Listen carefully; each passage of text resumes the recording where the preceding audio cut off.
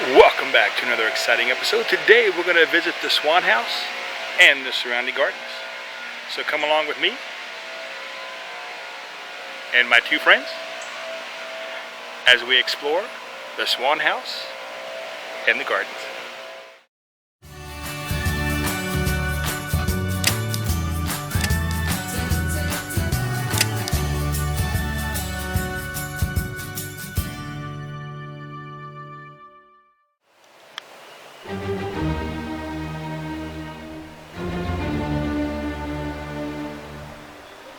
And this is the historical Swan House.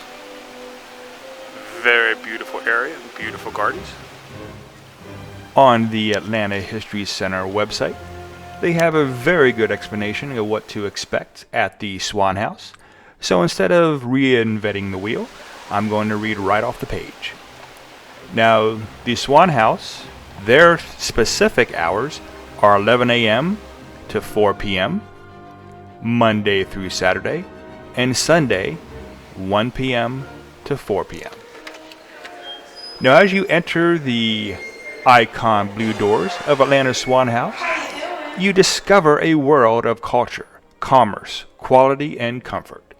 Constructed in 1928 at the end of the Jazz Age, the house missed the Depression by mere months.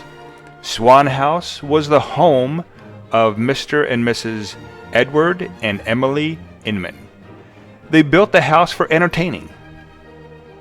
When exploring the house, you may encounter Edward Hamilton Inman himself, heir to the wealthiest man in Georgia through a cotton brokerage fortune. Now this is a master bath. Holy Toledo. Mr. Inman, like other people you may meet in the house, is quite the character.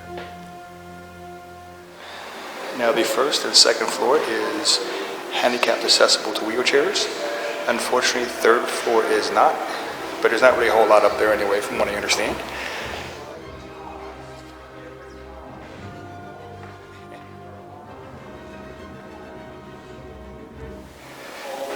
There's some traditional playing equipment here. Now we will ascend to the third floor if they allow us.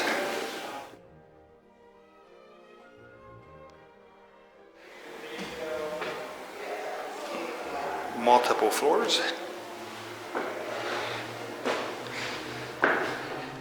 The mansion was designed by architect Philip Trammell Schultz. Now you might meet him as well. He keeps his decorative art collection in the basement. It just keeps going and going.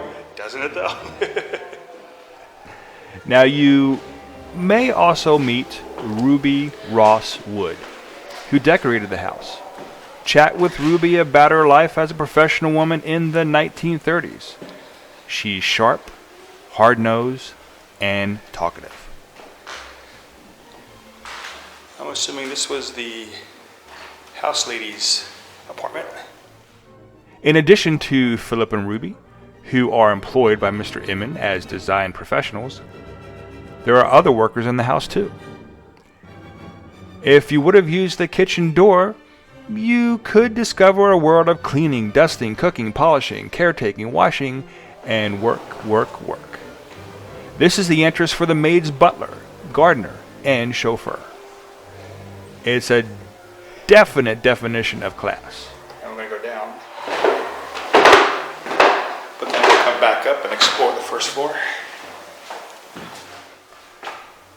When you visit, talk to Grant Carter, the African-American chauffeur, who shared a racing seat next to Mr. Inman, but rode up front when driving his employer. Talk to him and the maid, Emma Jean, about their jobs, their lives, their difficulties, and their opportunities, inside and outside the house.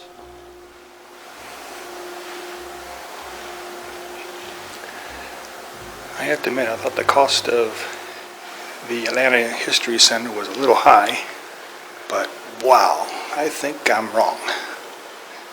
This is definitely worth the price. Now, when we were there, we did have three cast of characters, which you can see in the video a little bit now and again. We had Ruby, we had Philip, and we also had Emma G. They were fantastic, and I would really, really highly suggest that you go in and peruse the area.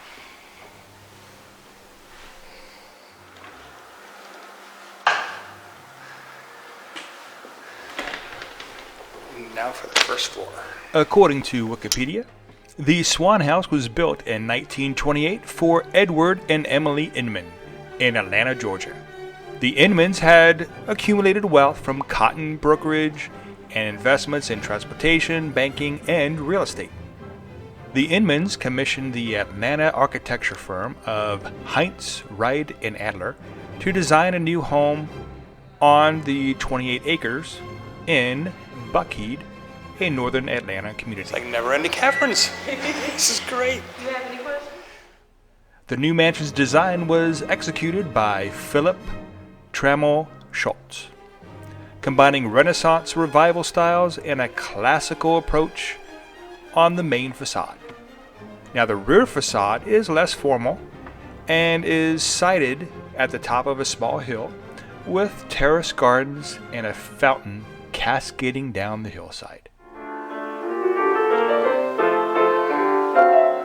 Whatever.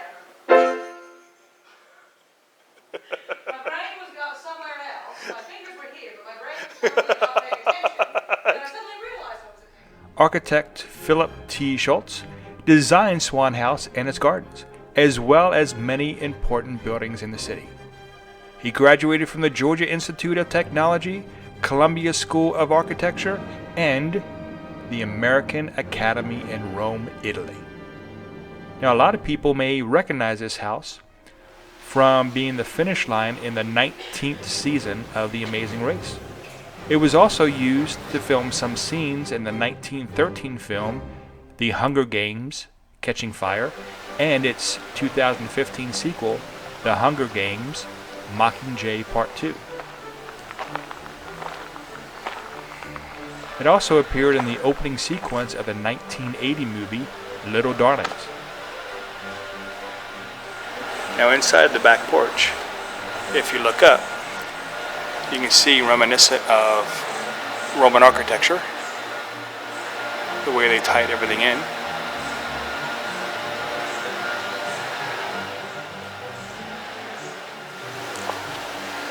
Nice little seating area.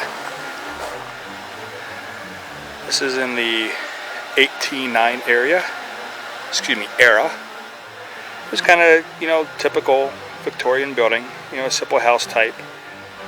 It had, Victorian decorations common in the, Georgia area from about 1890 to about the 1920s.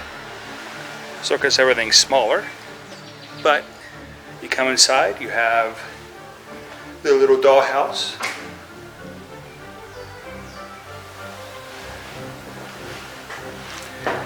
Nice area to play. Probably had a tea set in here, all the stereotypical type play furniture for little girls at the time. And then you just reverse the paths. Split off to the right. And you'll be right at the Swan House again.